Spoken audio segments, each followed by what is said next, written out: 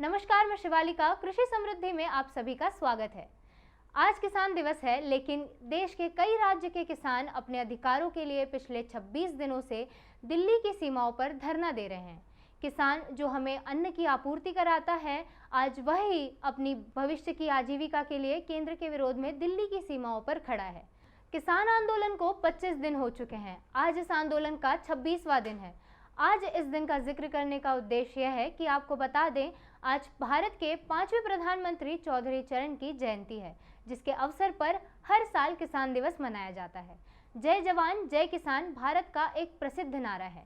यह नारा सबसे पहले 1965 के भारत पाक युद्ध के दौरान भारत के तत्कालीन प्रधानमंत्री श्री लाल बहादुर शास्त्री ने दिया था। इसे भारत का राष्ट्रीय नारा भी कहते हैं, जो जवान एवं किसान के श्रम को दर्शाता है। किसानों और किसानों के राष्ट्रीय योगदान को मनाने के लिए विभिन्न देशों में किसान दिवस एक वार्षिक पालन है। भारत में यह 23 दिसंबर को मनाया जाता है। भारत में राष्ट्रीय किसान दिवस को हिंदी में किसान दिवस के रूप में भी जाना जाता है।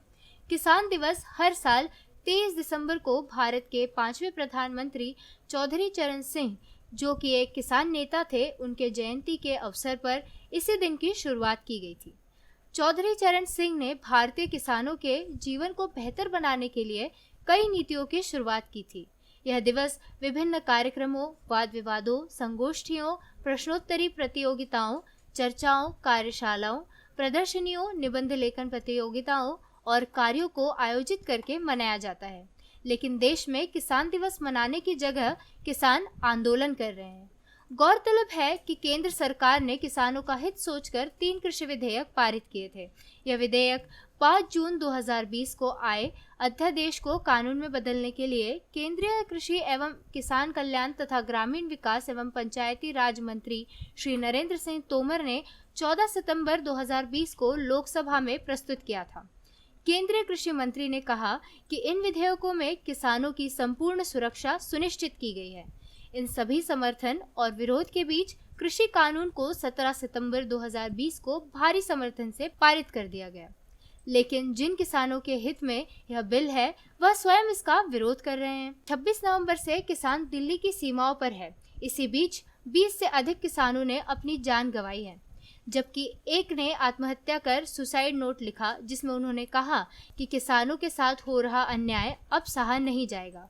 हरियाणा के एक गुरुद्वारे के पुजारी बाबा राम सिंह, जो किसानों के विरोध में धरने में शामिल हुए थे, उन्होंने खुद को गोली मार ली थी। 65 वर्षीय किसान की मृत्यु ने आंदोलन को और आक्रोशित कर दिया। सिंधु सीमा और टिकरी सीमा दिल्ली की ऐसी सीमाएं हैं जो कल तक केवल लोगों के आवाजाही के लिए ही पहचानी जाती थी, लेकिन अब वह देश के विभिन्न राज्यों से आए किसानों का गढ़ बना हुआ है।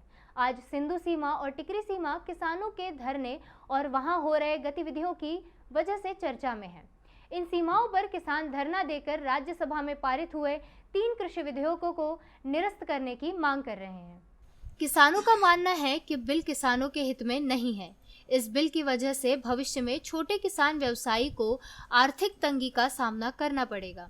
इन भविष्य में होने वाली परेशानियों से बचने के लिए आज की मशक्कत किसान कर रहा है। कड़कती ठंड में किसान अपनी पत्नी, बच्चों, माता पिता सहित इस सिंधु टिकरी की सीमाओं पर बैठा है। उसे ना ही इस कड़कती ठंड का ख्याल है और ना ही अपनी जान की परवाह।